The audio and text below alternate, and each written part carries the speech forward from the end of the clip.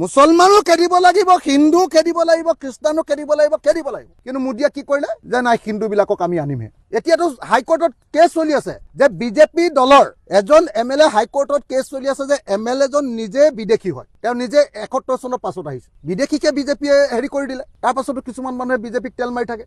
এতিয়া আমাক এইটো লাগে বিদেশী কোনদিনাৰ পৰা যাব। কিছুমান মানুহে হিমন্তক যে তেল মাৰে হিন্দু মুছলমানৰ ৰাজনীতি কৰাৰ কাৰণে, মুছলমানৰ বিৰুদ্ধে এটা কথা কৈ দিলে যে একদম বিৰাট তেল মাৰে। এইকেইটা দালাল হয় নে নহয়?